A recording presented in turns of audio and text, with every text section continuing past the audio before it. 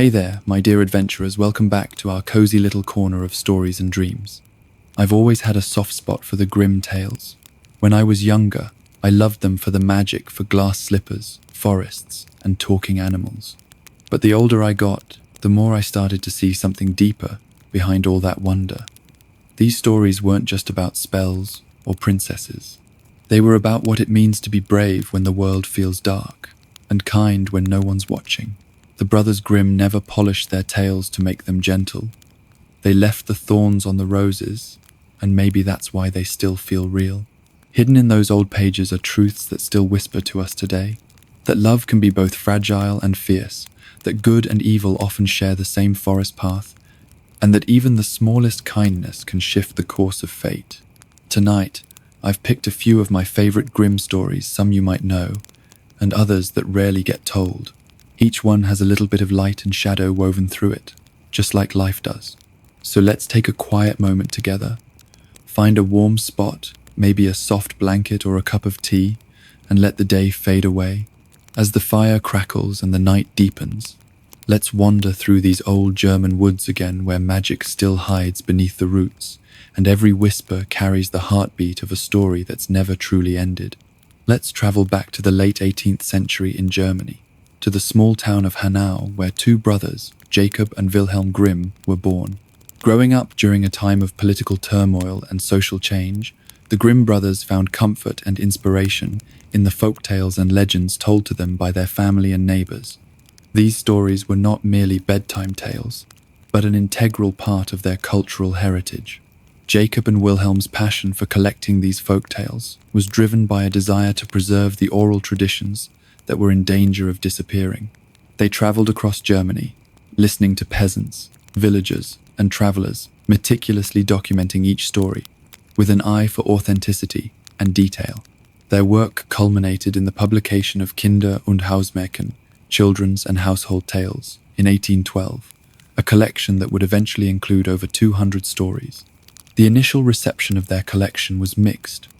While some praised the Grimms for their efforts to preserve German folklore, others criticized the stories for being too dark and unsuitable for children. As you listen to some of the stories tonight, you may find yourself agreeing with them, or at least agreeing with them. Your head a little at the more macabre ones. Despite this criticism, the tales quickly gained popularity, spreading beyond Germany and captivating readers across Europe. Their tales, with their universal themes of good versus evil, bravery and cunning, resonated with people of all ages and backgrounds. In the 20th century, the Grimm brothers' tales found a new audience. Walt Disney recognized the timeless appeal of these stories and used them as a foundation for his burgeoning empire. Disney's adaptations of Grimm tales such as Snow White and the Seven Dwarfs, Cinderella, and Sleeping Beauty transformed these stories into beloved animated classics. Disney's versions, while more sanitized and family-friendly than the original tales, retained the core elements that made the Grimm story so compelling. The enchanting settings, the memorable characters, and the moral lessons continued to captivate audiences, bringing the tales to life in a way that was accessible to children and adults alike. Today, we see the influence of the Grimm brothers' tales everywhere, from books and movies to television shows and video games. Their stories have been reimagined and retold countless times, each version adding a new layer to the rich history of folklore they helped preserve. As you relax and settle in for tonight's stories, appreciate the historical significance and lasting impact of the Grimm brothers' folk tales. Let their legacy guide you through these timeless stories, a testament to the enduring power of storytelling. The juniper tree.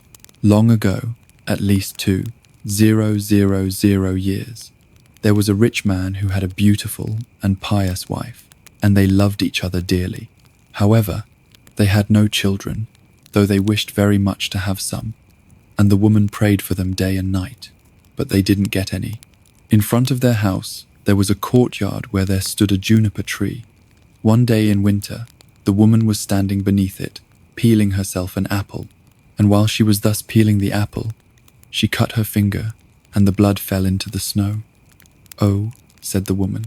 She sighed heavily, looked at the blood before her, and was most unhappy. "If only I had a child as red as blood and as white as snow. And as she said that, she became quite contented and felt sure that it was going to happen.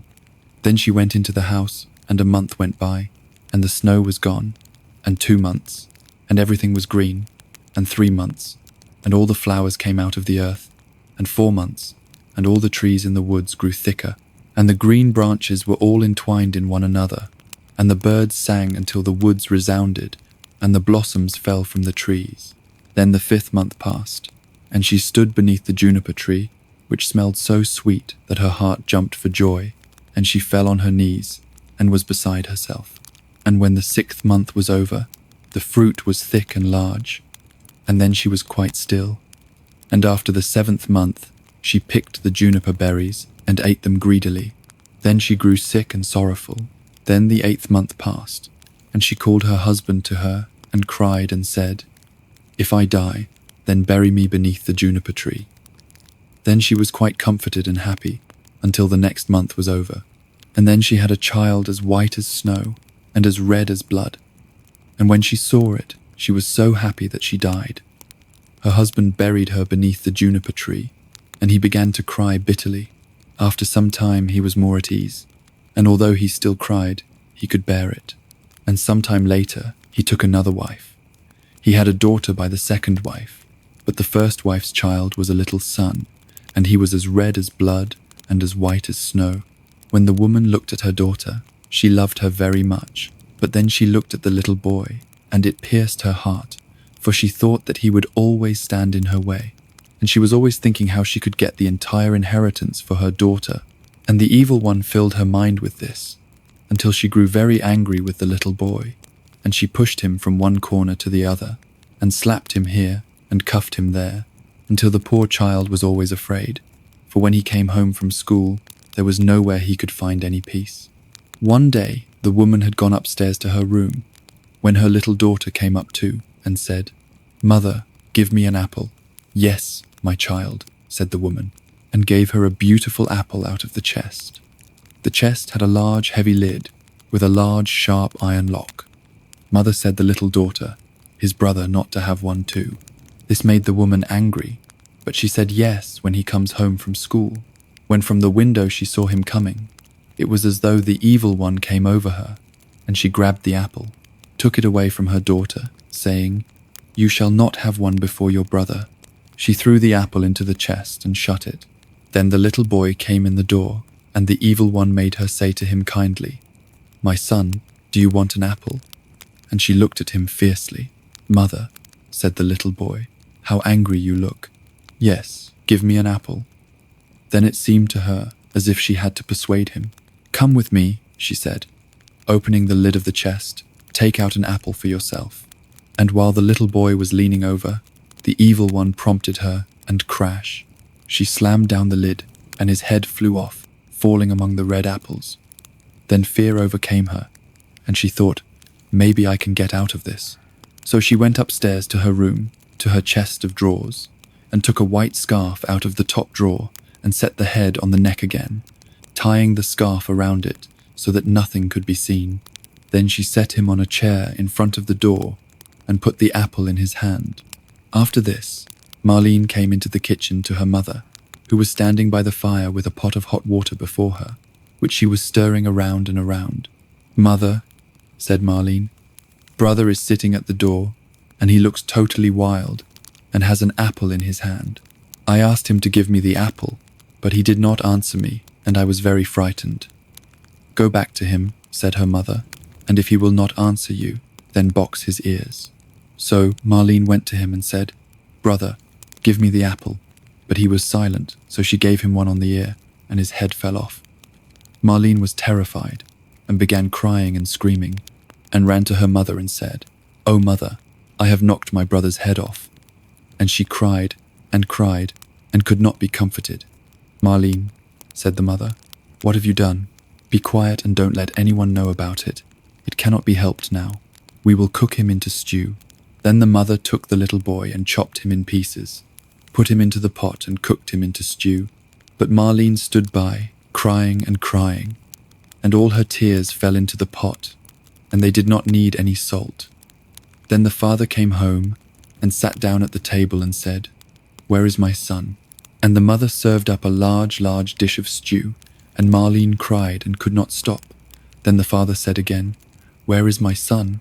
"Oh," said the mother, "he has gone across the country to his mother's great uncle. He will stay there a while." "What is he doing there?" "He did not even say goodbye to me. He wanted to go and asked me if he could stay 6 weeks. He will be well taken care of there." "Oh," said the man, "I am unhappy. It isn't right. He should have said goodbye to me." With that, he began to eat, saying, "Marlene, why are you crying? Your brother will certainly come back." Then he said, "Wife, this food is delicious." Marlene went to her chest of drawers, took her best silk scarf from the bottom drawer, and gathered all the bones from beneath the table, and tied them up in her silk scarf, then carried them outside the door, crying tears of blood. She laid them down beneath the juniper tree on the green grass, and after she had put them there, she suddenly felt better and did not cry any more. Then the juniper tree began to move. The branches moved apart, then moved together again, just as if someone were rejoicing and clapping his hands. At the same time, a mist seemed to rise from the tree, and in the center of this mist, it burned like a fire, and a beautiful bird flew out of the fire, singing magnificently, and it flew high into the air. And when it was gone, the juniper tree was just as it had been before, and the cloth with the bones was no longer there. Marlene, however, was as happy and contented as if her brother was still alive, and she went merrily into the house, sat down at the table, and ate. Then the bird flew away and lit on a goldsmith's house and began to sing, "My mother, she killed me. My father, he ate me." My sister Marlene gathered all my bones, tied them in a silken scarf, laid them beneath the juniper tree. Tweet, tweet, what a beautiful bird am I. The goldsmith was sitting in his workshop, making a golden chain, when he heard the bird sitting on his roof and singing. The song seemed very beautiful to him. He stood up, but as he crossed the threshold, he lost one of his slippers. However, he went right up the middle of the street, with only one slipper and one sock on. He had his leather apron on, and in one hand he had a golden chain, and in the other his tongs. The sun was shining brightly on the street.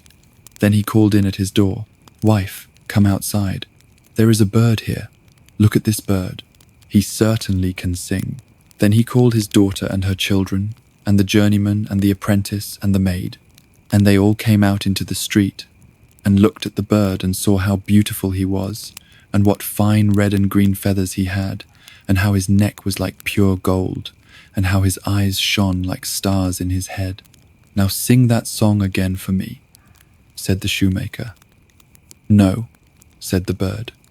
"I do not sing twice for nothing. You must give me something." "Wife," said the man, "go into the shop. There is a pair of red shoes on the top shelf. Bring them down." Then the wife went and brought the shoes. "There, bird," said the man. "Now sing that piece again for me."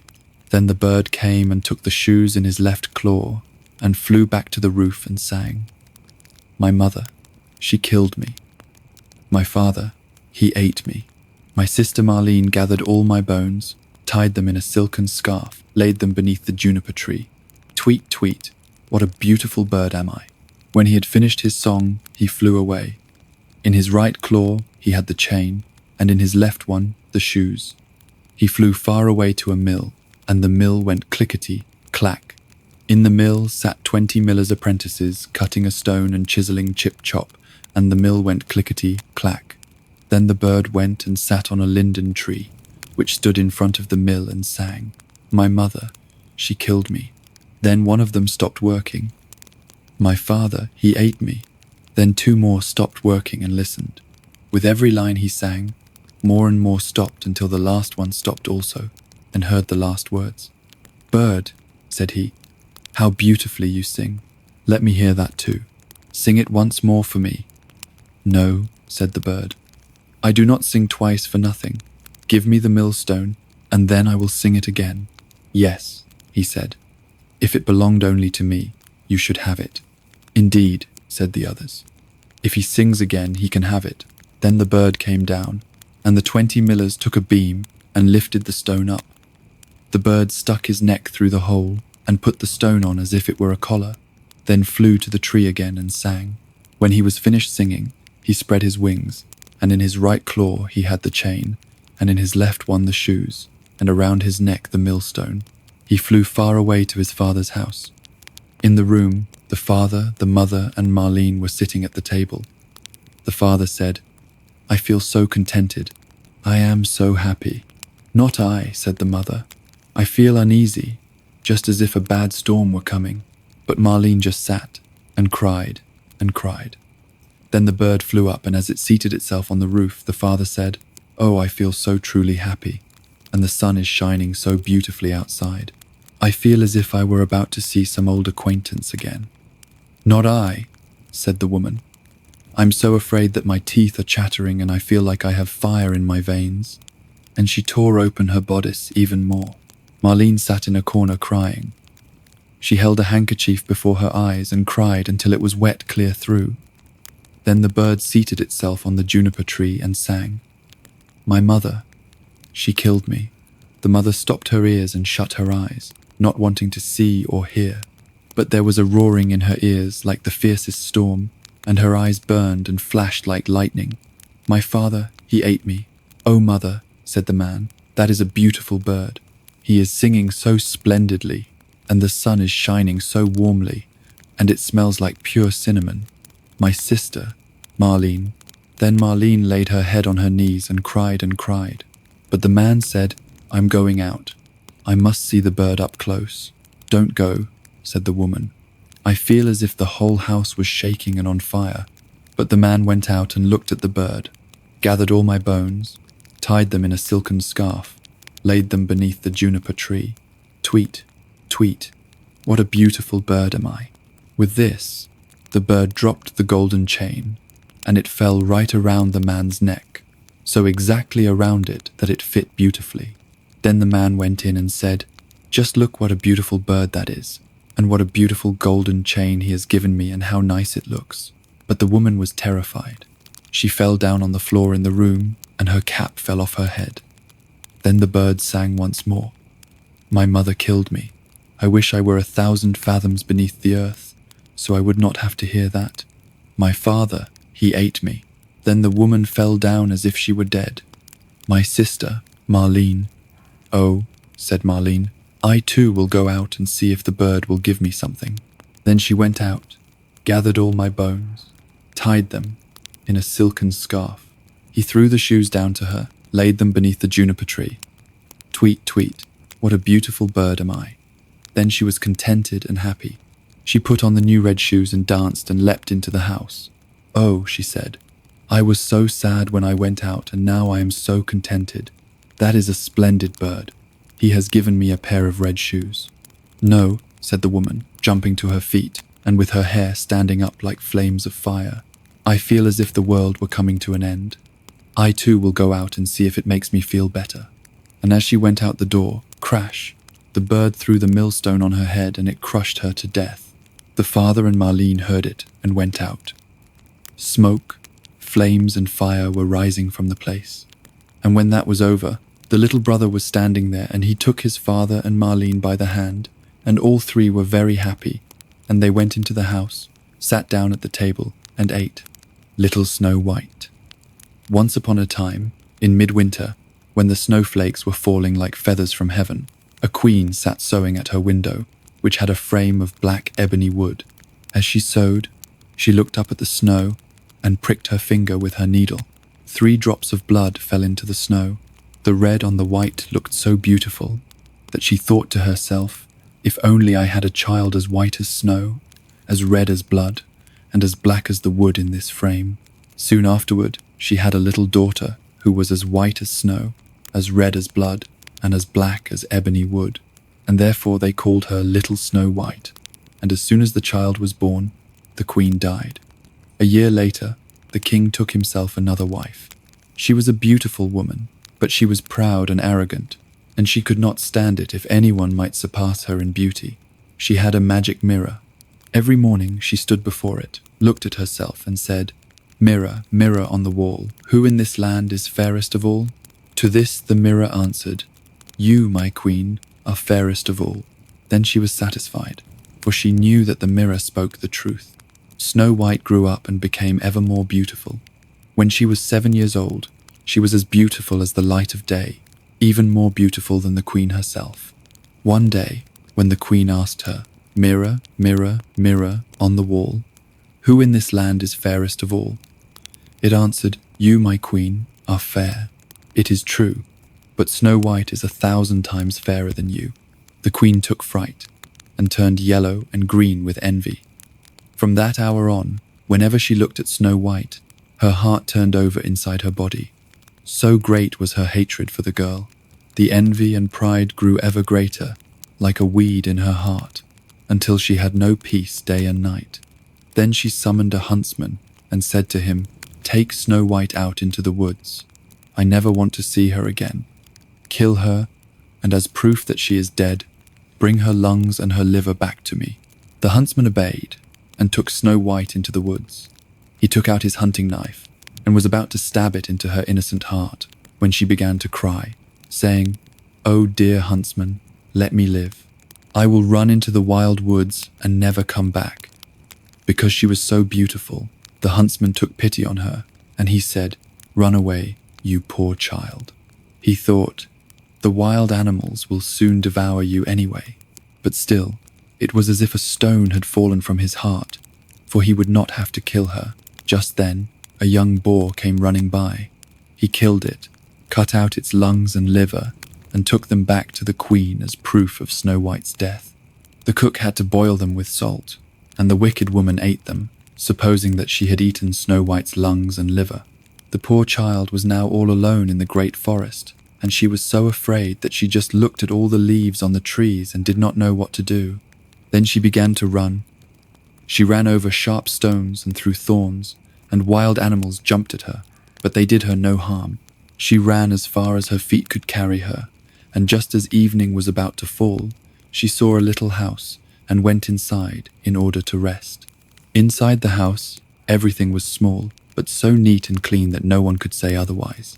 There was a little table with a white tablecloth and 7 little plates, and each plate had a spoon, and there were 7 knives and forks, and 7 mugs as well. Against the wall, there were 7 little beds, all standing in a row and covered with snow-white sheets. Because she was so hungry and thirsty, Snow White ate a few vegetables and a little bread from each little plate, and from each mug she drank a drop of wine. Afterward, because she was so tired, she lay down on a bed, but none of them felt right. One was too long, the other too short, until finally the 7th one was just right. She remained lying in it, entrusted herself to God, and fell asleep. After dark, the masters of the house returned home. They were the 7 dwarfs who picked and dug for ore in the mountains.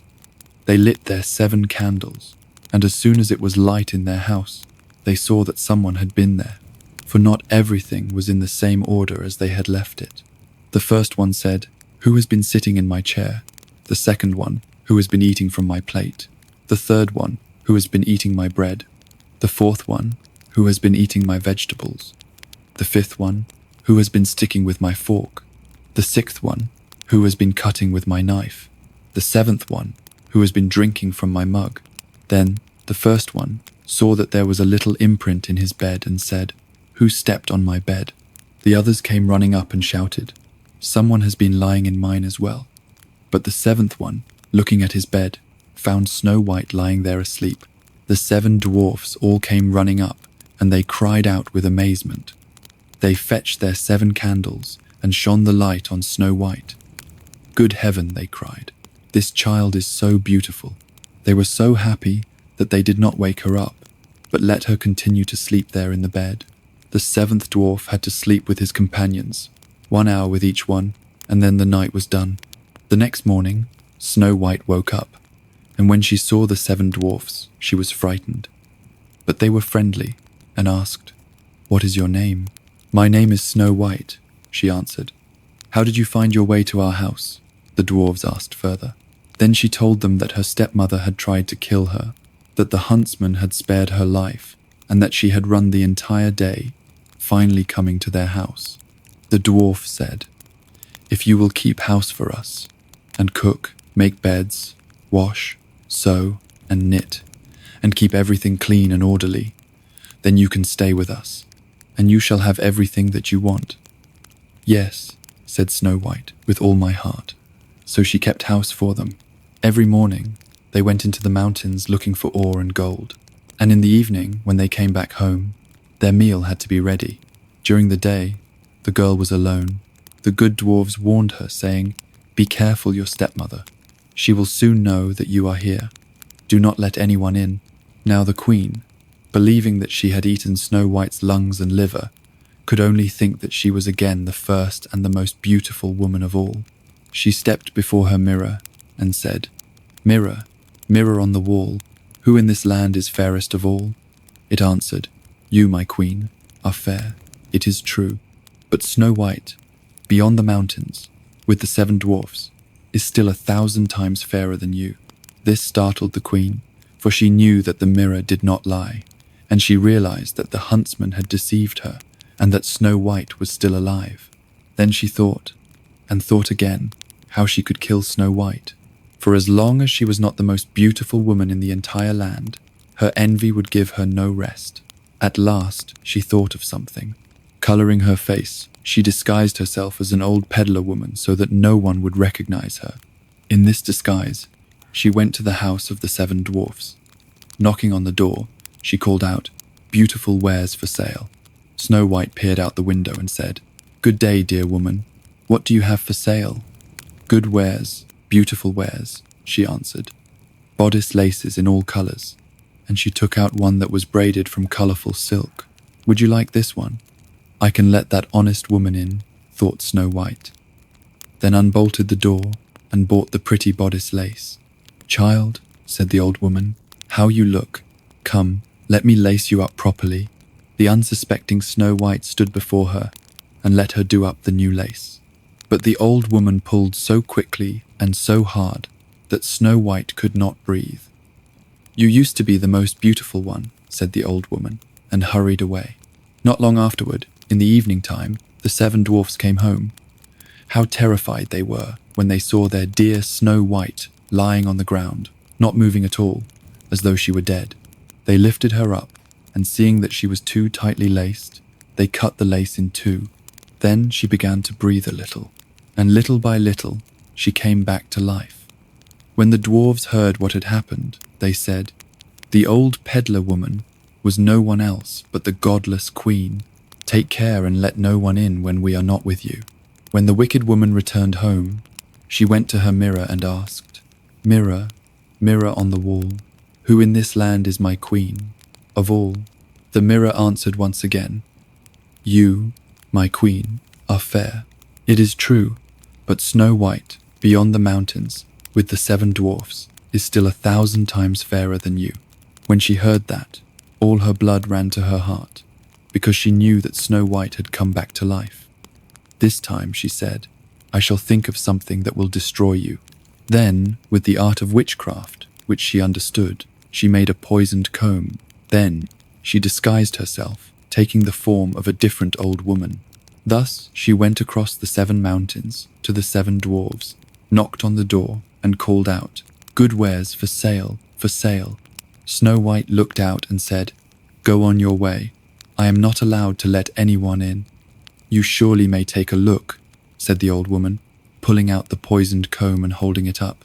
The child liked it so much that she let herself be deceived, and she opened the door. After they had agreed on the purchase, the old woman said, "Now let me comb your hair properly." She had barely stuck the comb into Snow White's hair when the poison took effect, and the girl fell down unconscious. "You specimen of beauty," said the wicked woman, "now you are finished," and she walked away. Fortunately, it was almost evening, and the 7 dwarves came home.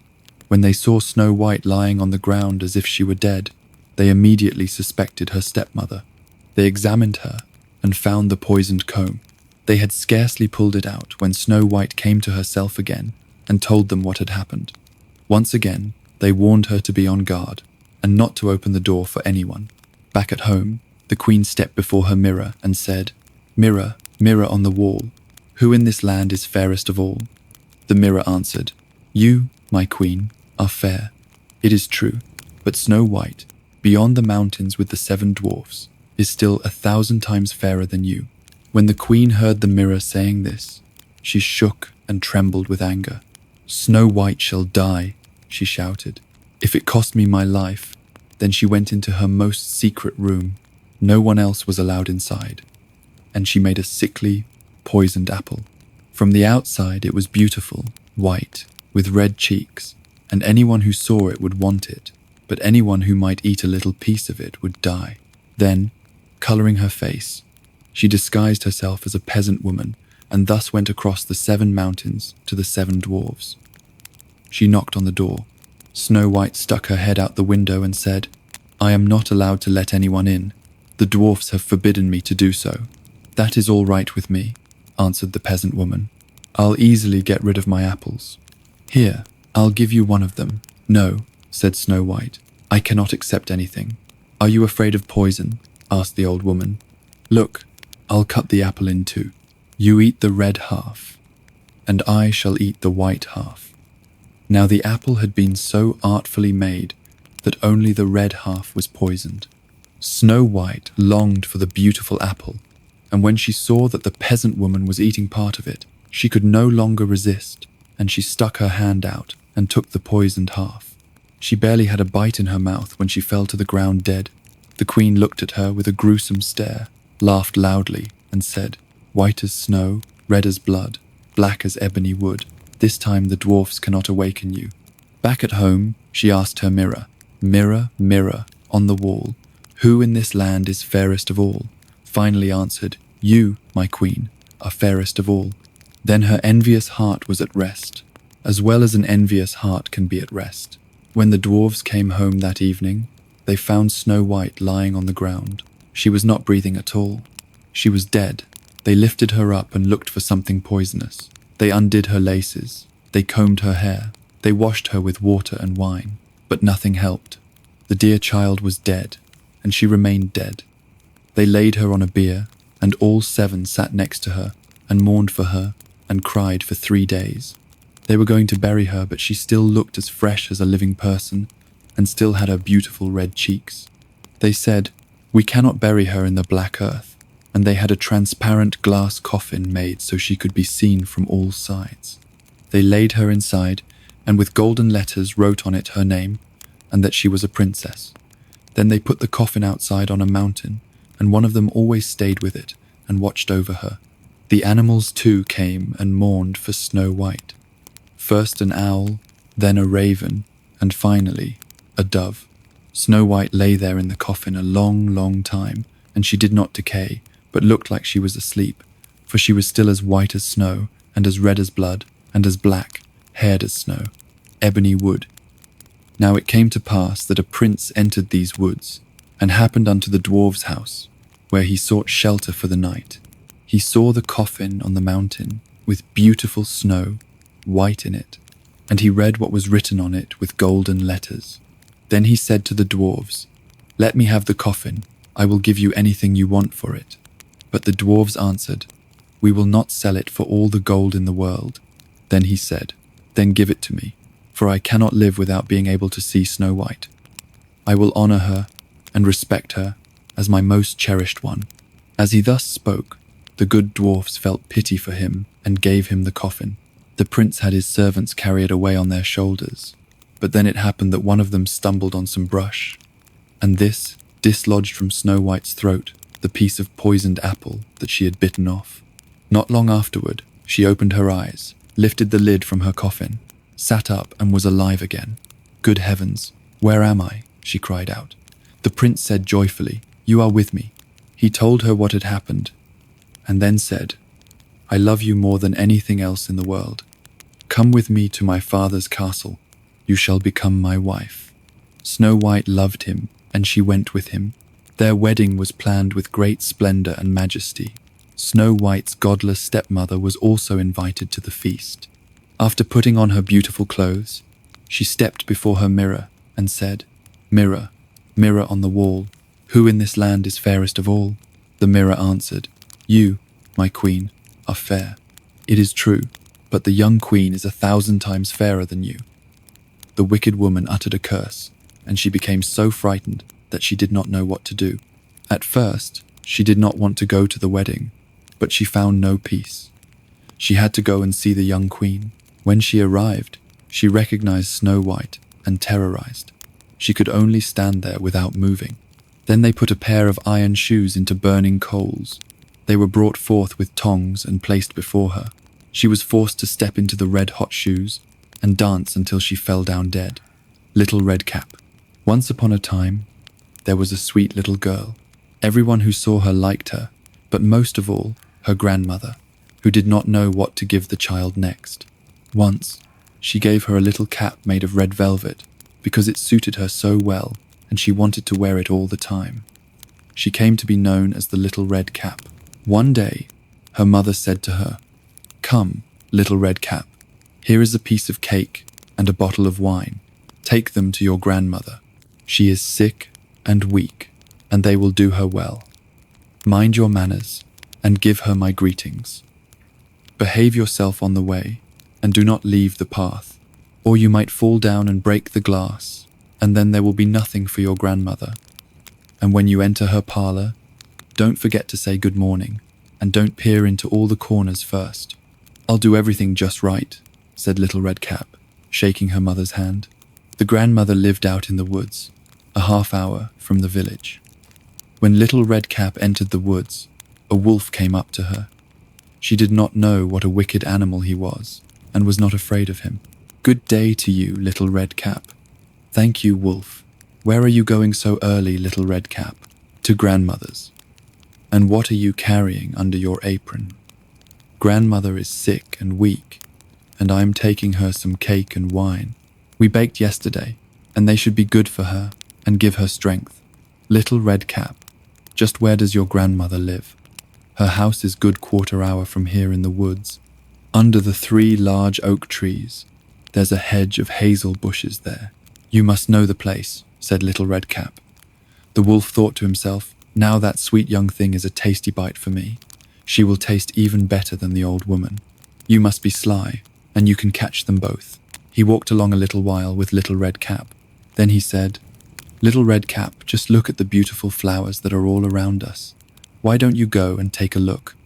And I don't believe you can hear how beautifully the birds are singing. You are walking along as though you were on your way to school.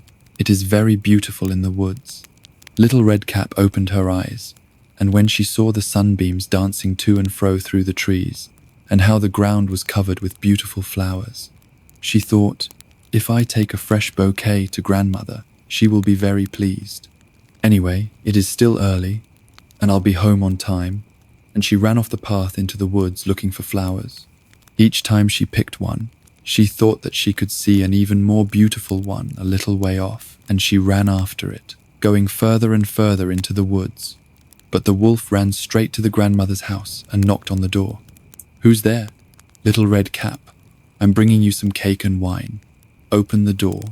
Just press the latch," called out the grandmother. "I'm too weak to get up." The wolf pressed the latch, and the door opened. He stepped inside, went straight to the grandmother's bed, and ate her up. Then he put on her clothes, put her cap on his head, got into her bed, and pulled the curtains shut. Little Red Cap had run after the flowers. After she had gathered so many that she could not carry any more, she remembered her grandmother, and then continued on her way to her house. She found, to her surprise, that the door was open. She walked into the parlor, and everything looked so strange that she thought, "Oh my God, why am I so afraid? I usually like it at grandmother's." She called out, "Good morning," but received no answer. Then she went to the bed and pulled back the curtains. Grandmother was lying there with her cap pulled down over her face and looking very strange. "Oh, grandmother, what big ears you have, all the better to hear you with. Oh, grandmother, what big eyes you have, all the better to see you with. Oh, grandmother, what big hands you have, all the better to grab you with. Oh, grandmother, what a horribly big mouth you have, all the better to eat you with." The wolf had scarcely finished speaking when he jumped from the bed with a single leap and ate up poor Little Red Cap. As soon as the wolf had satisfied his desires, he climbed back into bed, fell asleep, and began to snore very loudly. A huntsman was just passing by. He thought, The old woman is snoring so loudly. You'd better see if something is wrong with her." He stepped into the parlor, and when he approached the bed, he saw the wolf lying there. "So here I find you, you old sinner," he said. "I have been hunting for you a long time." He was about to aim his rifle when it occurred to him that the wolf might have eaten the grandmother and that she still might be rescued. So instead of shooting, he took a pair of scissors and began to cut open the wolf's belly. After a few cuts, he saw the red cap shining through, and after a few more cuts, the girl jumped out, crying, "Oh, I was so frightened. It was so dark inside the wolf's body." And then the grandmother came out as well, alive but hardly able to breathe. Then Little Red Cap fetched some large stones. She filled the wolf's body with them, and when he woke up and tried to run away, the stones were so heavy that he immediately fell down dead. The three of them were happy. The huntsman skinned the wolf and went home with the pelt. The grandmother ate the cake and drank the wine that Little Red Cap had brought, and Little Red Cap thought, "As long as I live, I will never leave the path and run off into the woods by myself if Mother tells me not to." Little Red Cap was taking some baked things to her grandmother another time, when another wolf spoke to her and wanted her to leave the path. But Little Red Cap took care and went straight to grandmother's. She told her that she had seen the wolf and that he had wished her a good day, but had stared at her in a wicked manner. "If we hadn't been on a public road, he would have eaten me up," she said the grandmother. "Let's lock the door so he can't get in." Soon afterward, the wolf knocked on the door and called out, "Open up, grandmother. It's Little Red Cap, and I'm bringing you some baked things." They remained silent and did not open the door. The wicked wolf crept around the house several times and finally jumped onto the roof. He wanted to wait until Little Red Cap went home that evening, then follow her and eat her up in the darkness. But the grandmother saw what he was up to. There was a large stone trough in front of the house. "Fetch a bucket, Little Red Cap," she said to the child. "Yesterday, I cooked some sausage. Carry the water that I boiled them with to the trough." Little Red Cap carried water until the large trough was clear full. The smell of sausage arose into the wolf's nose. He sniffed and looked down, stretching his neck so long that he could no longer hold himself, and he began to slide. He slid off the roof, fell into the trough, and drowned. And Little Red Cap returned home happily, and no one harmed her. The 12 Huntsmen. Once upon a time, there was a prince who had a fiancée whom he loved very much. Once, when he was sitting beside her very happily, news came that his father was deathly ill and wanted to see him before he died. Then he said to his beloved, "I must now go and leave you. I give you a ring to remember me by. As soon as I am king, I will return and take you home with me." Then he rode away, and when he reached his father, the latter was mortally ill and near death. The king said to him, "My dearest son, I wanted to see you one more time before my end. Promise me to marry the woman of my choice." And he named a certain princess who was to become his wife. The son was so grieved that without thinking he said, "Yes, dear father, your will shall be done." Then the king closed his eyes and died. After the son had been proclaimed king and the period of mourning had passed, he had to keep the promise that he had given his father. He proposed marriage to the princess, and she was promised to him. His first fiancée heard about this and was so saddened by his faithlessness that she nearly died. Then her father said to her, "Dearest child, why are you so sad? You shall have whatever you want." She thought for a moment and then said, "Dear father, I want 11 girls, exactly like myself in appearance, figure, and size." The father said, "If it is possible, your wish shall be fulfilled." And he had his entire kingdom searched until 11 girls were found who were exactly like his daughter in appearance, figure, and size. When they came to the princess, she had 12 huntsmen's outfits made, each one like the others.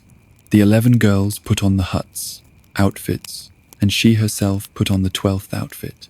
After this, she took leave of her father and rode away with them. They rode to the court of her former fiancé, whom she loved so dearly. There she asked if he needed any huntsmen, and if he would take all of them into his service. The king looked at her without recognizing her. Because they were such good-looking fellows, he said, yes, that he would willingly take them, and then they were the king's 12 huntsmen. Now, the king had a lion that was a miraculous animal, for he knew all hidden and secret things. It happened that one evening the lion said to the king, "You think that you have 12 huntsmen?" "Yes," said the king, "they are 12 huntsmen." The lion continued, "You are mistaken, they are 12 girls." The king said, "That is absolutely not true. How can you prove that to me?" "Oh, just have some peas scattered in your antechamber," answered the lion, "and then you shall soon see. Men have a firm step, and when they walk over the peas, none of them will be moved. On the other hand, girls trip and skip and shuffle their feet, rolling the peas about." The king liked this advice, and had peas scattered on the floor.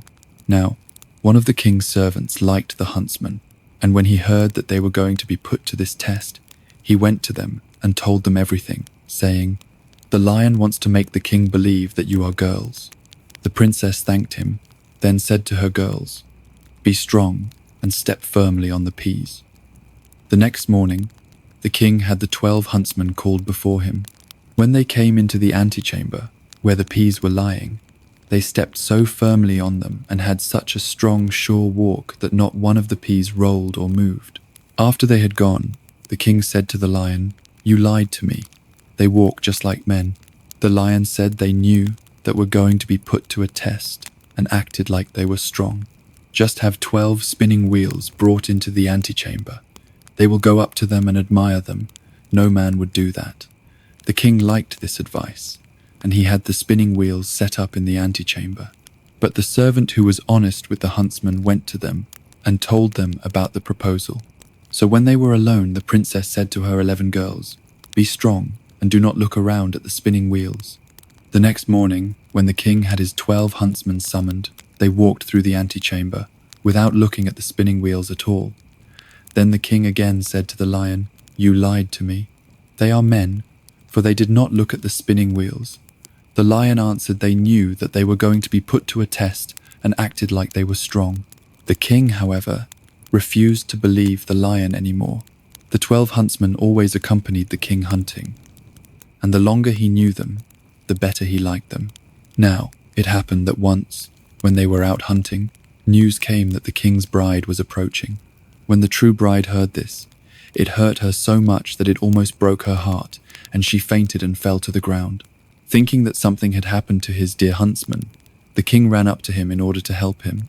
Pulling the huntsman's glove off, he saw the ring that he had given to his first fiancée, and when he looked into her face, he recognized her. Then his heart was so touched that he kissed her, and when she opened her eyes, he said, "You are mine, and I am yours, and no one in the world can change that." He sent a messenger to the other bride, and asked her to return to her own kingdom, for as he informed her, he already had a wife, and someone who had found an old key did not need a new one. After this, their wedding was celebrated, and the lion was accepted back into favor because, after all, he had told the truth. The ungrateful son. Once, a man was sitting with his wife before their front door. They had a roasted chicken, which they were about to eat together.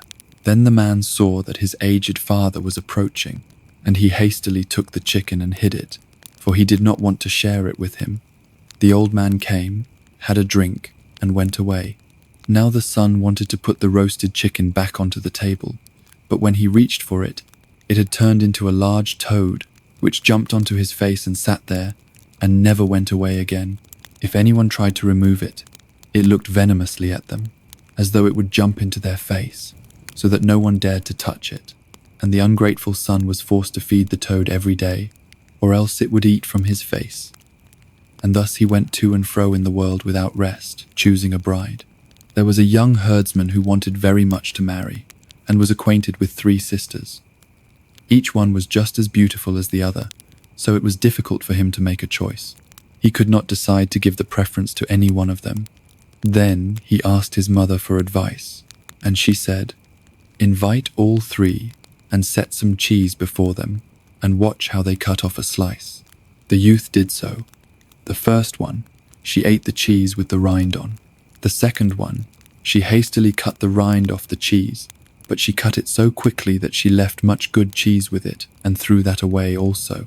The third one, she peeled the rind off carefully and cut neither too much nor too little. The shepherd told all this to his mother, who said, "Take the third for your wife." This he did, and lived contentedly and happily with her. Old Sultan, farmer, had a faithful dog named Sultan who had grown old and lost all his teeth and could no longer hold on to anything.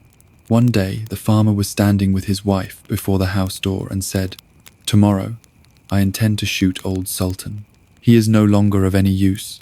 His wife, who felt pity for the faithful animal, answered, "He has served us so long and been so faithful that we might well give him his keep." "What?" said the man. "You are not very bright. He doesn't have a tooth left in his mouth, and no thief is afraid of him. He can go now. If he has served us, he has eaten well for it." The poor dog, who was lying stretched out in the sun not far off, heard everything and was sorry that tomorrow was to be his last day. He had a good friend, the wolf, and he crept out in the evening into the forest to him and complained of the fate that awaited him. "Listen, kinsman," said the wolf, "be of good cheer. I will help you out of your trouble. I have thought of something. Tomorrow, early in the morning, your master is going with his wife to make hay, and they will take their little child with them, for no one will be left behind in the house. While they are at work, they lay the child behind the hedge in the shade. You lie down there too, just as if you wanted to guard it. Then I will come out of the woods and carry off the child. You must run swiftly after me, as if you would take it away from me. I will let it fall, and you will take it back to its parents, who will think that you have rescued it, and will be far too grateful to do you any harm. On the contrary, you will be treated royally, and they will never let you want for anything again." This idea pleased the dog, and it was carried out just as planned. The father screamed when he saw the wolf running across the field with his child, but when old Sultan brought it back, he was full of joy and stroked him and said, "Not a hair of yours shall be hurt. You shall eat free bread as long as you live." And to his wife he said, "Go home at once and make old Sultan some bread soup that he will not have to bite, and bring the pillow from my bed. I will give it to him to lie on." From then on, old Sultan was as well off as he could possibly wish. Soon afterwards, the wolf visited him and was pleased that everything had succeeded so well. "But kinsman," he said, "you will just close one eye if, when I have a chance, I carry off one of your master's fat sheep." "Don't count on that," answered the dog. "I will remain true to my master. I cannot agree to that." The wolf thought that this was not spoken in earnest, and he crept up in the night to take away the sheep. But the farmer, to whom the faithful Sultan had told the wolf's plan, was waiting for him, and combed his hair cruelly with a flail. The wolf had to flee, but he cried out to the dog, "Just wait, you scoundrel, you'll regret this." The next morning, the wolf sent the boar to challenge the dog to come out into the forest and settle the affair. Old Sultan could find no one to be his second, but a cat with only 3 legs. As they went out together, the poor cat limped along, stretching its tail upward with pain. The wolf and his friend were already at the appointed place. But when they saw their enemy coming, they thought that he was bringing a saber with him, for they mistook the cat's outstretched tail for one. And when the poor animal hopped on 3 legs, they thought that each time it was picking up a stone to throw at them. Then they took fright. The wild boar crept into the underbrush, and the wolf jumped up a tree. As the dog and the cat approached, they wondered why no one was to be seen. The wild boar, however, had not been able to hide himself completely in the leaves. His ears were still sticking out, while the cat was looking cautiously about. The boar wiggled his ears, and the cat, who thought it was a mouse, jumped on it and bit down hard. The boar jumped up, screaming loudly. "The guilty one is up in the tree." The dog and cat looked up and saw the wolf, who was ashamed for having shown such fear, and who then made peace with the dog, the little lamb, and the little fish. Once upon a time, there were a little brother and a little sister who loved each other with all their hearts. Their own mother, however, was dead, and they had a stepmother who was not kind to them. She secretly did everything she could to hurt them. It so happened that the two of them were playing with other children in a meadow in front their house. There was a pond in the meadow that came up to one side of the house. The children ran around it, caught one another, and played a counting out game. Eeny, meeny, let me live, and to you, my bird, I'll give. The little bird will bring me straw. The straw I'll give then to the cow, for which the cow will give me milk. The milk I'll to the baker take, with which he then will bake a cake. The cake I'll then give to the cat. Little cat will catch some mice for that. The mice I'll hang up in the smoke, and after that I'll cut them up. While playing this game, they stood in a circle. The one to whom they were pointing, when they said, "Cut them up," had to run away, and all the others would run after them and catch them. While they were thus running about so joyfully, the stepmother was watching them from the window and grew angry. Because she understood the art of witchcraft, she bewitched them both, transforming the little brother into a fish and the little sister into a lamb. The little fish swam back and forth in the pond and was sad, and the little lamb walked back and forth in the meadow and was sad and would not eat. She would not even touch one blade of grass. Thus a long time passed, and then some strangers came as guests to the castle. The treacherous stepmother thought, "Now is my chance," and called the cook and said to him, "Go and fetch the lamb from the meadow and slaughter it. We have nothing else for our guests." The cook went and got the little lamb, took her into the kitchen, and tied her feet together. She bore all this patiently. The cook then took out his knife and was whetting it to kill the little lamb. However, he looked over and saw a little fish was swimming back and forth in the water in front of the gutter and looking up at him. This was the little brother. For when the little fish saw the cook take the little lamb away, he followed them, swimming along the pond, as far as the house. Then the little lamb cried down to him, "Oh, little brother, in the lake, my sad heart is about to break. The cook, he makes his knife so sharp, to stab it then into my heart." The little fish answered, "Oh, little sister, way up there, my sad heart also soon will break, deep down here, in this lake." When the cook heard that the little lamb could speak, saying something, words to the little fish down below, he was frightened. He thought that this could not be an ordinary little lamb, but must have been bewitched by the wicked woman in the house. He said, "Don't worry, I won't kill you." Then he took another animal and prepared it for the guests, after which he took the little lamb to a good peasant woman and told her everything that he had seen and heard. Now, this peasant woman had been the wet nurse for the little sister, and she suspected at once who the little lamb was, and took him with her to a wise woman. The wise woman pronounced a blessing over the little lamb and the little fish, and they regained their human forms. After this, she took them both to a little hut in a large forest, where they lived by themselves, contented and happy. The wolf and the 7 young goats. Once upon a time, there was an old goat. She had 7 little goats and loved them all, just as a mother loves her children. One day, she wanted to go into the woods to get some food. So she called all 7 to her and said, "Children dear, I am going into the woods. Be on your guard for the wolf. If he gets in, he will eat up all of you all, even your skin and hair. The villain often disguises himself, but you will recognize him at once by his rough voice and his black feet." The kids said, "Mother dear, we will take care of ourselves. You can go away without any worries." Then the old one bleated and went on her way with her mind at ease. It was not long before someone knocked at the door and called out, "Open the door, children dear. Your mother is here and has brought something for each one of you." But the little kids knew from the rough voice that it was the wolf. "We will not open the door," they cried out. "You are not our mother. She has a soft and gentle voice, but your voice is rough. You are the wolf." So the wolf went to a shopkeeper and bought himself a large piece of chalk, which he ate, making his voice soft. Then he came back and knocked at the door, calling out, "Open the door, children dear. Your mother is here and has brought something for each one of you."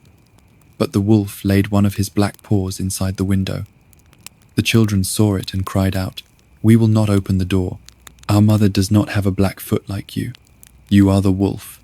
So the wolf ran to a baker and said, "I have sprained my foot. Rub some dough on it for me."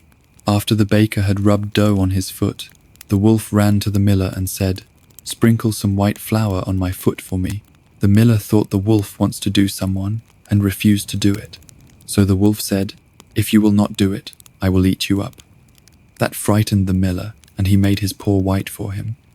Yes, that is the way people are. Now the villain went for a third time to the door, knocked at it and said, "Open the door for me, children. Your dear little mother has come home and has brought every one of you something from the woods." The little kids cried out, "First show us your paw, so we may know that you are our dear little mother." So he put his paw inside the window, and when they saw that it was white, they believed that everything he said was true, and they opened the door. But who came in? It was the wolf. They were terrified and wanted to hide. One jumped under the table, the second into the bed, the third into the stove, the fourth into the kitchen, the fifth into the cupboard, the sixth under the wash basin, and the seventh into the clock case. But the wolf found them all, and with no further ado, he swallowed them down his throat, one after the other. However, he did not find the youngest goat, the one who was in the clock case. After satisfying his appetite, he went outside and lay down under a tree in the green meadow and fell asleep. Soon afterward, the old goat came home from the woods. Oh, what a sight she saw there! The door stood wide open. Table, chairs, and benches were tipped over. The wash basin was in pieces. The covers and pillows had been pulled off the bed. She looked for her children, but they were nowhere to be found. She called them by name, one after the other, but no one answered. When she at last came to the youngest, a soft voice cried out, "I am hiding in the clock case." She took it out, and it told her that the wolf had come and had eaten up all the others. You can just imagine how she cried for her poor children. Finally, in her despair, she went outside, and the youngest kid ran with her. They came to the meadow, and there lay the wolf by the tree, snoring so loudly that the branches shook. She looked at him from all sides, and saw that something was moving and jiggling inside his full belly. Good gracious, she thought. Is it possible that my poor children, whom he has swallowed down for his supper, can still be alive? The mother goat sent the kid home and to fetch scissors and a needle and thread. She then cut open the monster's paunch. She had scarcely made one cut before a little kid stuck its head out, and as she continued to cut, one after the other, all 6 jumped out, and they were all still alive. They were not even hurt, for in his greed the monster had swallowed them down whole. How happy they were! They hugged their dear mother and jumped about like a tailor on his wedding day. But the mother said, "Go now and look for some big stones. We will fill the godless beast's stomach with them while he is still asleep." The 7 goats quickly brought the stones, and they put as many of them into his stomach as it would hold. Then the mother hurriedly sewed him up again. He was not aware of anything, and never once stirred. The wolf finally awoke and got up onto his legs. Because the stones in his stomach made him very thirsty, he wanted to go to a well and get a drink. But when he began to walk and to move about, the stones in his stomach knocked against each other and rattled. Then he cried out, "What rumbles and tumbles inside of me? I thought it was kids, but it's stones that they be." When he got to the well and leaned over the water to drink, the heavy stones pulled him in, and he drowned miserably. When the 7 goats saw what had happened, they ran up and cried out, "The wolf is dead, the wolf is dead," and with their mother, they danced for joy around about the well, peasant and the devil. Once upon a time, there was a clever, wily peasant whose tricks could be much talked about. The best story, however, is how he once got the best of the devil and made a fool of him. One day, the peasant had been working in his field. Just as it was getting dark, he was getting ready to go home, when in the middle of his field, he saw a pile of burning coals. Filled with amazement, he walked toward it, and sitting on the top of the glowing coals, there was a little black devil. "You must be sitting on a treasure," said the peasant. "Yes, indeed," replied the devil, "on a treasure that contains more gold and silver than you have ever seen in your life." "The treasure is in my field and belongs to me," said the peasant. "It is yours," answered the devil, "if for 2 years you will give me 1/2 of everything your field produces. I have enough money, but I have a desire for the fruits of the earth." The peasant entered into the bargain, saying, to prevent any dispute from arising about the division, everything above the ground shall belong to you, and everything beneath the ground to me. The devil was quite satisfied with that. But the cunning peasant had planted turnips. Now, when harvest time came, the devil appeared and wanted to take away his crop, but he found nothing except the yellow withered leaves, and the happy peasant dug up his turnips. You got the best of me this time, said the devil, but it won't happen again. Next time, what grows above ground shall be yours, and what is under it shall be mine. That is all right with me, answered the peasant. When planting time came, the peasant did not plant turnips again, but wheat. The crop ripened, and the peasant went into the field and cut the full stalks off at ground level. When the devil came, he found nothing but the stubble, and he angrily disappeared into a chasm in a cliff. That's the way one has to deal with foxes, said the peasant, then carried away the treasure. 12 apostles. It was 300 years before the birth of Christ the Lord, and there lived a mother who had 12 sons, but she was so poor and needy that she did not know how she would be able to keep them alive. She prayed daily to God that he might allow her sons to be together on earth with the promised Saviour. When her need became even greater, she sent them, one after the other, out into the world to seek something to eat. The oldest one was named Peter. He went forth and had already walked far an entire day's journey when he found himself in a great forest. He looked for a way out, but could not find one, going instead deeper and deeper into the woods. His hunger was so great that he could barely stand upright. He finally became so weak that he had to lie down, and he believed that he was near death. Suddenly, there stood before him a small boy. He glistened, and was as beautiful and as friendly as an angel. The child clapped his hands together, causing Peter to look up at him.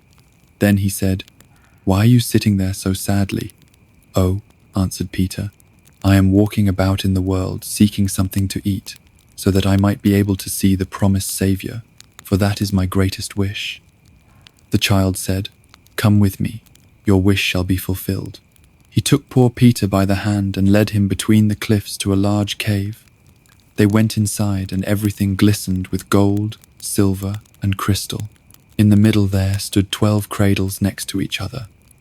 Then the little angel said, "Lie down in the first one and sleep a little. I will rock you." Peter did this, and the little angel sang to him and rocked him until he fell asleep. While he slept, the second brother came to him. He too had been brought there by his guardian angel, and he too was rocked to sleep. In a like manner, the others came as well, each in turn, until all 12 were lying there asleep in the golden cradles. There they slept for 300 years, until the night when the Saviour of the world was born. Then they awoke, and were with him on earth, and they were called the 12 apostles, the gifts of the little folk. Tailor and a goldsmith were journeying together, when one evening, just as the sun had sunk behind the mountains, they heard the sound of distant music. It grew more and more distinct. It had a strange sound, but was so pleasing that they forgot their fatigue and walked speedily ahead. The moon had already risen when they arrived upon a hill. Here they viewed a large number of small men and women who were holding hands and dancing around and cheerfully singing with the greatest pleasure and happiness. That was the music that the wanderers had heard. An old man, somewhat larger than the others, sat in their midst. He wore a brightly coloured jacket, and his ice-grey beard hung down over his chest. Filled with amazement, the two wanderers stopped and watched the dance. The old man motioned to them that they too should join in, and the little people voluntarily opened their circle. The goldsmith, who had a hump on his back, and, like all hunchbacks, was forward enough, stepped right up. The tailor was at first a little shy and held back, but as soon as he saw what fun it was, he too took heart and joined in. They closed the circle again, and the little people sang and danced wildly forth. However, the old man took a broad knife that had been hanging from his belt, sharpened it, and as soon as it was sufficiently sharpened, looked at the strangers. They were frightened, but they did not have to worry for long. The old man grabbed the goldsmith, and with the greatest speed, smoothly shaved off his beard and the hair from his head.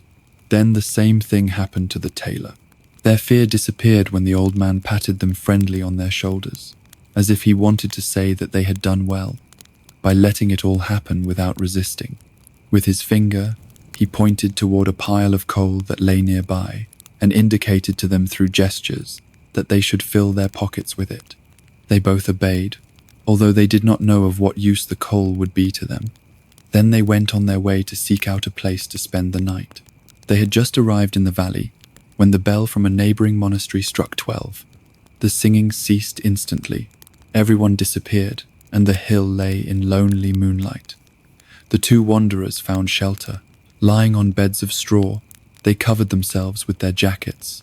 They were so tired that they forgot to take the coal out of their pockets first. They were awakened earlier than normal by a heavy weight pressing down on their limbs. They reached into their pockets and could hardly believe their eyes when they saw that they were not filled with coal but with pure gold. Further, their hair and their beards had also been fully restored. Now they were rich. However, the goldsmith had twice as much as the tailor because, true to his greedy nature, he had filled his pockets better.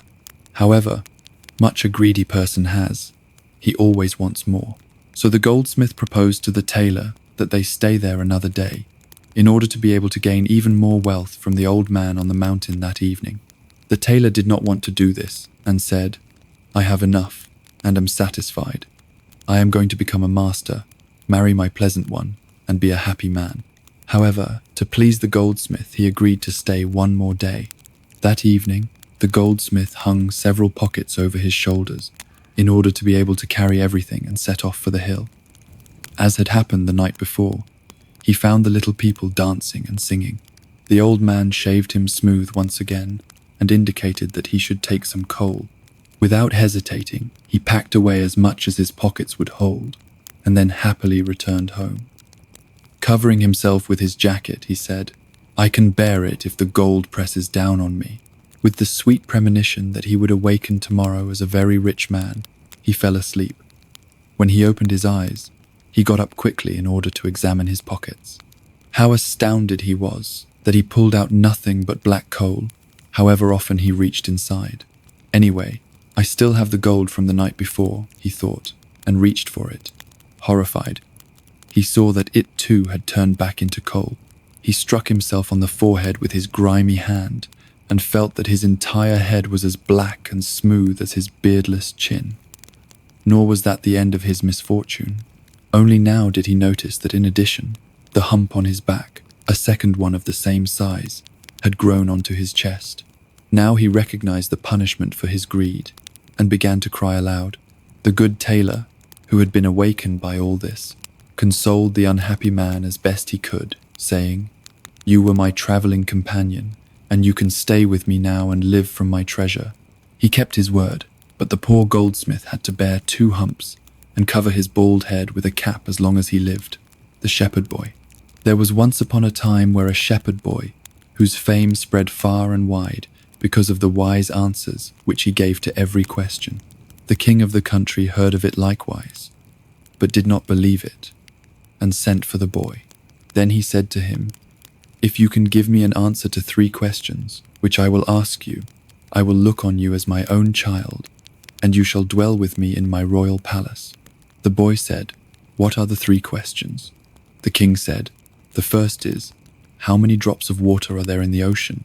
The shepherd boy answered, "Lord King, if you will have all the rivers on earth dammed up so that not a single drop runs from them into the sea until I have counted it, I will tell you how many drops there are in the sea." The king said, "The next question is, how many stars are there in the sky?" The shepherd boy said, "Give me a great sheet of white paper." And then he made so many fine points on it with a pen that they could scarcely be seen, and it was all but impossible to count them. Anyone who looked at them would have lost his sight. Then he said, "There are as many stars in the sky as there are points on the paper. Just count them." But no one was able to do it. The king said, "The third question is, how many seconds of time are there in eternity?" Then said the shepherd boy, "In Lower Pomerania is the Diamond Mountain, which is 2 miles high, 2 miles wide, and 2 miles deep. Every 100 years, a little bird comes and sharpens its beak on it, And when the whole mountain is worn away by this, then the first second of eternity will be over." The king said, "You have answered the 3 questions like a wise man, and shall henceforth dwell with me in my royal palace, and I will regard you as my own child." The Old Woman in the Woods. Poor servant girl was once travelling through a great forest with her master and mistress. When they were in the middle of it, robbers came out of the thicket and murdered everyone they found. Everyone perished except the girl, who in her fright had jumped out of the carriage and hidden herself behind a tree. After the robbers had taken their loot and departed, she came forth and saw the horrible disaster. She began to weep bitterly and said, "What can a poor girl like me do now? I do not know the way out of the woods. No human being lives here, so I'll most certainly starve to death." She walked about, looking for a pathway, but could not find one. When evening fell, she sat down beneath a tree, commended herself to God, and decided to remain seated there and not go away, whatever might happen. After she had sat there a while, a little white dove flew up to her with a little golden key in its beak. It put the little key in her hand, saying, "Do you see that large tree over there? A little lock is on it. Open it with this little key, and you will find food enough to still your hunger." Then she went to the tree and unlocked it, and found milk in a little bowl and white bread to break into it so that she could eat her fill. When she was satisfied, she said, "It is now the time when the hens at home go to roost. I am so tired that I would like to lie down in my bed as well." Then the little dove flew to her again, bringing another little golden key in its bill. It said, "Open that tree over there, and you will find a bed." She opened it and found a beautiful white bed. Then she prayed to God for protection during the night, lay down and fell asleep. In the morning, the little dove came for the 3rd time, again bringing a little key. It said, "Open that tree over there, and you will find clothes." Upon opening it, she found garments trimmed with gold and with jewels, more splendid than those of any princess. Thus, she lived there for some time. The little dove came every day, providing her with everything that she needed. It was a peaceful, good life. Then one day, the little dove came and said, "Will you do me a favor?" "Gladly, with all my heart," said the girl. Then the little dove said, "I will lead you to a little house. Go inside, where an old woman will be sitting by the fireplace. She will say, 'Good day,' but on your life do not answer her, in spite of whatever she might do. Pass by her, on her right-hand side, where there is a door. Open it, and you will enter into a room where there are all kinds of rings lying on a table. Some of these are some splendid ones, with glistening stones. Leave them where they are, and seek out a simple one which must be among them. Then bring it here to me as quickly as you can." The girl went to the little house and entered in at the door. An old woman was sitting there. When she saw the girl, she glared at her and said, "Good day, my child." The girl did not answer, but approached the door. "Where are you going?" cried the old woman, and grabbed her skirt. Trying to hold her fast, she said, "This is my house, and no one can go in there if I do not want them to." But the girl said nothing, pulled away from her, and went directly into the room. On the table, there was an enormous quantity of rings, which glistened and glittered before her eyes. She stirred through them, looking for the simple one, but she could not find it. While she was thus seeking, she saw the old woman sneak by, trying to make off with a bird cage which she had in her hand. The girl went up to her and took the cage out of her hand. Lifting it up and looking inside it, she saw a bird with the simple ring in its beak. She took the ring and happily ran out of the house with it. She thought that the little white dove would come and get the ring, but it did not. Then she leaned against a tree, determined to wait for the dove. As she stood there, it seemed that the tree was becoming soft and flexible and was letting its branches down. Suddenly, the branches wrapped themselves around her and had become 2 arms. Looking around, she saw that the tree had turned into a handsome man who hugged her, he said, and for a few hours every day I was a white dove. As long as she possessed the ring, I could not regain my human form.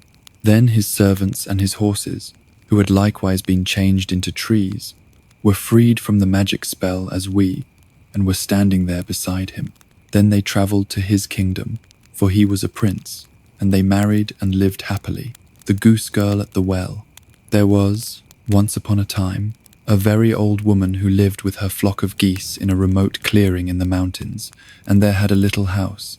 The clearing was surrounded by a large forest, and every morning the old woman took her crutch and hobbled into it.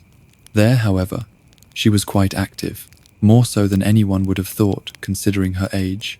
She collected grass for her geese, picked all the wild fruit she could reach, and carried everything home on her back. Anyone would have thought that the heavy load would have weighed her to the ground, but she always brought it safely home. If anyone met her, she greeted them quite courteously. "Good day, dear countryman. It is a fine day. Ah, you wonder that I should drag grass about, but everyone must take their burden on their back." Nevertheless, people did not like to meet her if they could help it, and took by preference a roundabout way to avoid her. When a father, with his boys, passed her, he whispered to them, "Beware of the old woman. She has claws beneath her gloves. She is a witch." One morning, a handsome young man was going through the forest. The sun shone bright, the birds sang, cool breeze crept through the leaves, and he was full of joy and gladness. He had as yet no one, when he suddenly perceived the old witch kneeling on the ground, cutting grass with a sickle. She had already thrust a whole load into her bundle, and near it stood 2 baskets which were filled with wild apples and pears. He approached the old woman. "But good little mother," said he, "how can you carry all that away?" "I must carry it, dear sir," answered she. "Rich folks' children have no need to do such things. But with the peasant folk the saying goes, 'Don't look behind you. You will only see how crooked your back is.' Will you help me?" she said, as he remained standing by her. "You have still a straight back and young legs. It would be a trifle to you. Besides, my house is not so very far from here. It stands there on the heath behind the hill. How soon you would bound up thither." The young man took compassion on the old woman. "My father is certainly no peasant," replied he, "but a rich count. Nevertheless, that you may see that it is not only peasants who can carry things, I will take your bundle. If you will try it," said she, "I shall be very glad. You will certainly have to walk for an hour, but what will that matter to you? Only you must carry the apples and pears as well." The young man felt somewhat uneasy when he heard of an hour's walk, but the old woman would not let him off, packed the bundle on his back, and hung the 2 baskets on his arm. "See, it is quite light," said she. "No, it is not light," answered the count, and pulled a rueful face. "Verily, the bundle weighs as heavily as if it were full of cobblestones, and the apples and pears are as heavy as lead. I can scarcely breathe." He had a mind to put everything down again, but the old woman would not allow it. "Just look," said she, mockingly. "The young gentleman will not carry what I, an old woman, have so often dragged along. You are ready with fine words, but when it comes to be earnest, you want to take to your heels. Why are you standing loitering there?" she continued. "Step out. No one will take the bundle off again." As long as he walked on level ground, it was still bearable, but when they came to the hill and had to climb, and the stones rolled down under his feet as if they were alive, it was beyond his strength. Drops of sweat stood on his forehead and ran, hot and cold, down his back. "Mother," said he, "I can go no farther. I want to rest a little." "Not here," answered the old woman. "When we have arrived at our journey's end, you can rest. But now you must go forward. Who knows what good it may do you?" "Old woman, you are becoming shameless," said the count, and tried to throw off the bundle, but he laboured in vain. It stuck as fast to his back as if it grew there. He turned and twisted, but he could not get rid of it. The old woman laughed at this, and sprang about quite delighted on her crutch. "Don't get angry, dear sir," said she. "You are growing as red in the face as a turkey. Carry your bundle patiently. I will give you a good present when we get home." What could he do? He was obliged to submit to his fate, and crawl along patiently behind the old woman. She seemed to grow more and more nimble, and his burden still heavier. All at once, she made a bound, jumped onto the bundle, and seated herself on the top of it, and however withered she might be, she was yet heavier than the stoutest country lass. The youth's knees trembled, but when he did not go on, the old woman hit him about the legs with a switch and with stinging nettles. Groaning continually, he climbed the mountain and at length reached the old woman's house when he was just about to drop. When the geese perceived the old woman, they flapped their wings, stretched out their necks, ran to meet her, cackling all the while.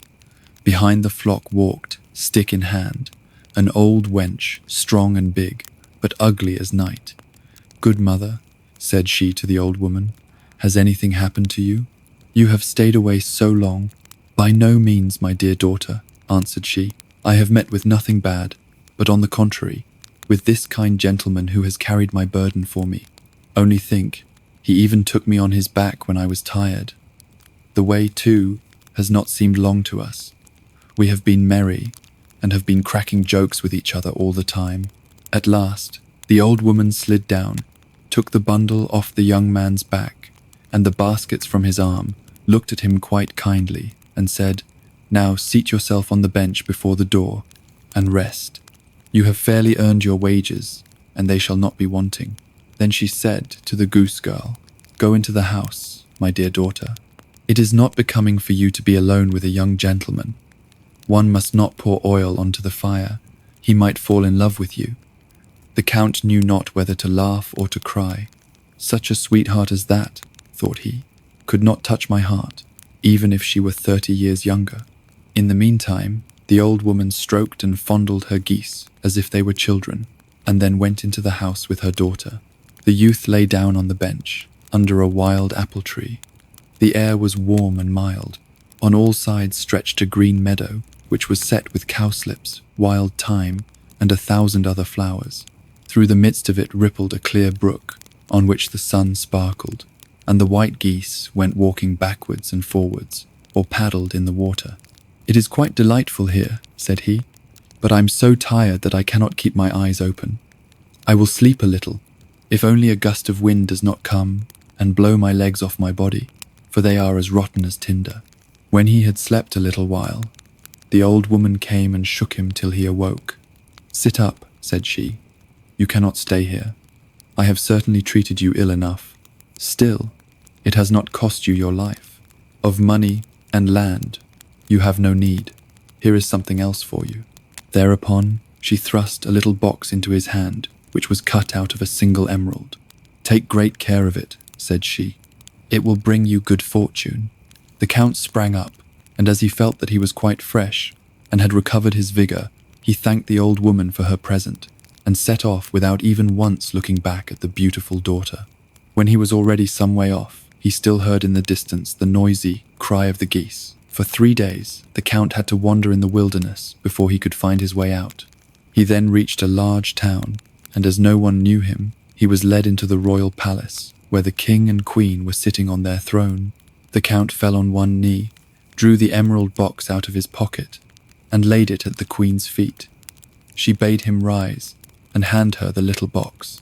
Hardly, however, had she opened it and looked therein, then she fell as if dead to the ground.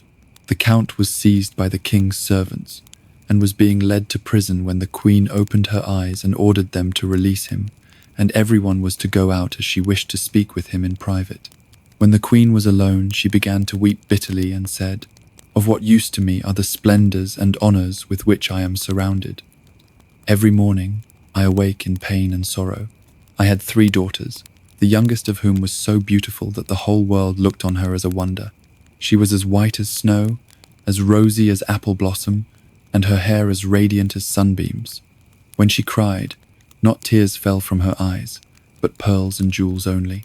When she was 15 years old, the king summoned all 3 sisters to come before his throne. You should have seen how all the people gazed when the hour came, entered. It was just as if the sun were rising. Then the king spoke. My daughters, I know not when my last day may arrive. I will today decide what each shall receive at my death. You all love me, but the one of you who loves me best shall fare the best. Each of them said she loved him best. Can you not express to me, said the king, how much you do love me, and thus I shall see what you mean. The eldest spoke. I love my father as dearly as the sweetest sugar. The second, I love my father as dearly as my prettiest dress." But the youngest was silent. Then the father said, "And you, my dearest child, how much do you love me?" "I do not know, and can compare my love with nothing." But her father insisted that she should name something. So she said at last, "The best food does not please me without salt. Therefore, I love my father like salt." When the king heard that, he fell into a passion and said, "If you love me like salt, your love shall also be repaid you with salt." Then he divided the kingdom between the two elder, but caused a sack of salt to be bound on the back of the youngest, and 2 servants had to lead her forth into the wild forest. "We all begged and pleaded, prayed for her," said the queen, but the king's anger was not to be appeased. How she cried when she had to leave us. The whole road was strewn with the pearls which flowed from her eyes. The king soon afterwards repented of his great severity and had the whole forest searched for the poor child, but no one could find her. When I think that the wild beasts have devoured her, I know not how to contain myself for sorrow. Many a time I console myself with the hope that she is still alive and may have hidden herself in a cave or has found shelter with compassionate people. But picture to yourself, when I opened your little emerald box, a pearl lay therein of exactly the same kind as those which used to fall from my daughter's eyes. And then you can also imagine how the sight of it stirred my heart. You must tell me how you came by that pearl." The count told her that he had received it from the old woman in the forest, who had appeared very strange to him and must be a witch. But he had neither seen nor heard anything of the queen's child. The king and the queen resolved to seek out the old woman. They thought that there where the pearl had been, they would obtain news of their daughter. The old woman was sitting in that lonely place at her spinning wheel spinning. It was already dusk, and a log which was burning on the hearth gave a scanty light. All at once, there was a noise outside. The geese were coming home from the pasture and uttering their hoarse cries. Soon afterwards, the daughter also entered, but the old woman scarcely thanked her and only shook her head a little. The daughter sat down beside her, took her spinning wheel, and twisted the threads as nimbly as a young girl. Thus, they both sat for 2 hours and exchanged never a word. At last, something rustled at the window and 2 fiery eyes peered in. It was an old night owl, which cried, "Hoot," 3 times. The old woman looked up just a little. Then she said, "Now, my little daughter, it is time for you to go out and do your work." She rose and went out. And where did she go? Over the meadows ever onward into the valley. At last she came to a well with 3 old oak trees standing beside it.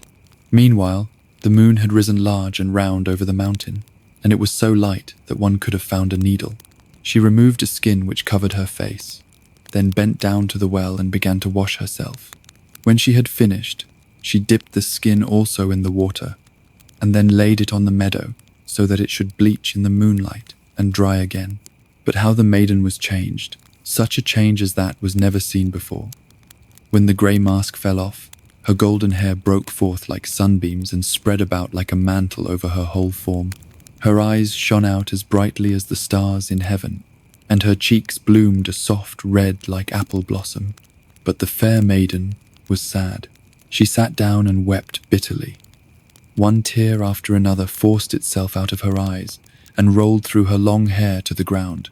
There she sat and would have remained sitting a long time if there had not been a rustling and cracking in the boughs of the neighbouring tree. She sprang up like a roe which has been overtaken by the shot of the hunter. Just then the moon was obscured by a dark cloud, and in an instant the maiden had put on the old skin and vanished like a light blown out by the wind. She ran back home, trembling like an aspen leaf. The old woman was standing on the threshold, and the girl was about to relate what had befallen her. But the old woman laughed kindly and said, "I already know all."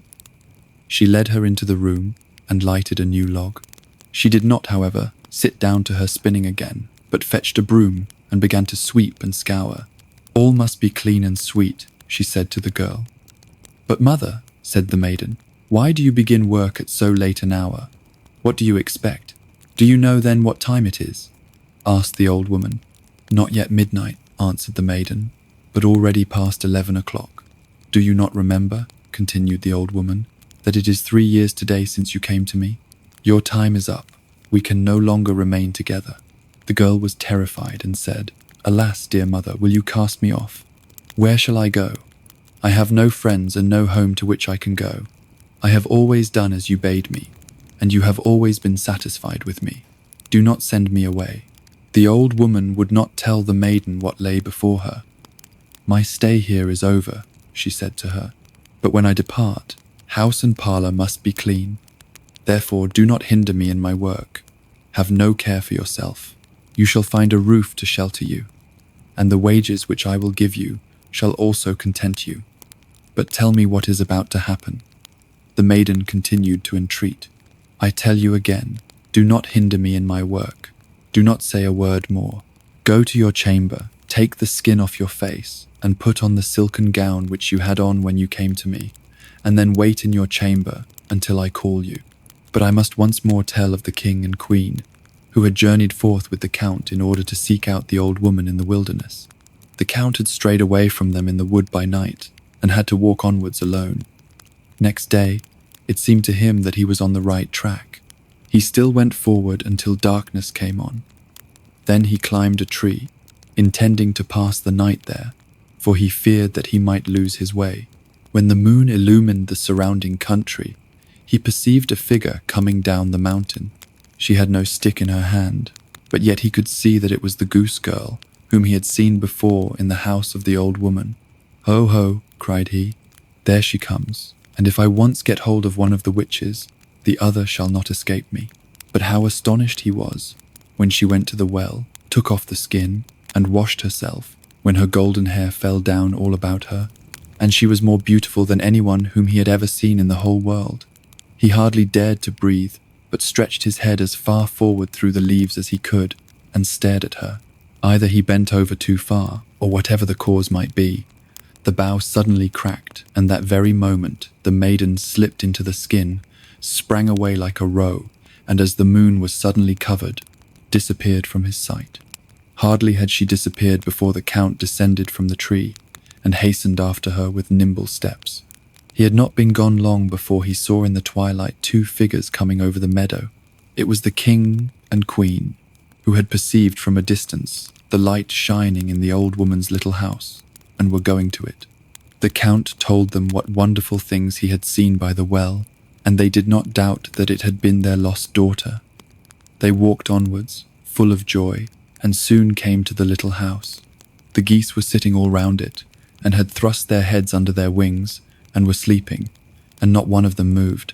The king and queen looked in at the window, where the old woman was sitting quite quietly spinning, nodding her head and never looking round.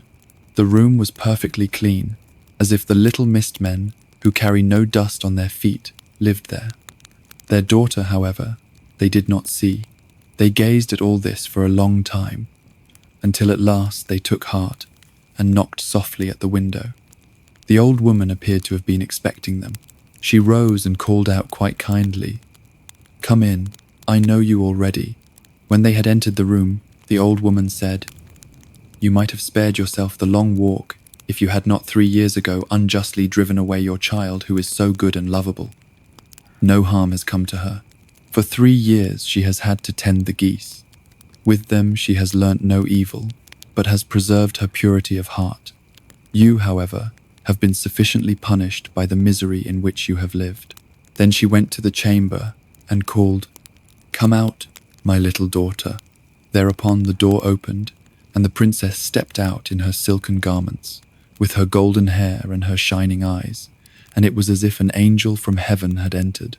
She went up to her father and mother, fell on their necks and kissed them. There was no help for it. They all had to weep for joy. The young count stood near them, and when she perceived him, she became as red in the face as a moss rose. She herself did not know why. The king said, "My dear child, I have given away my kingdom. What shall I give you?" "She needs nothing," said the old woman. "I give her the tears that she has wept on your account. They are precious pearls, finer than those that are found in the sea, and worth more than your whole kingdom. And I give her my little house as payment for her services." When the old woman had said that, she disappeared from their sight. The walls rattled a little, and when the king and queen looked round, the little house had changed into a splendid palace. A royal table had been spread, and the servants were running hither and thither. The story goes still further, but my grandmother, who related it to me, had partly lost her memory and had forgotten the rest. I shall always believe that the beautiful princess married the count, and that they remained together in the palace, and lived there in all happiness so long as God willed it. Whether the snow, white geese, which were kept near the little hut, were verily young maiden, no one need take offence, whom the old woman had taken under her protection, and whether they now received their human form again and stayed as handmaids to the young queen, I do not exactly know, but I suspect it. This much is certain, that the old woman was no witch, as people thought, but a wise woman who meant well. Very likely it was she who, at the princess's birth, gave her the gift of weeping pearls instead of tears. That does not happen nowadays, or else the poor would soon become rich,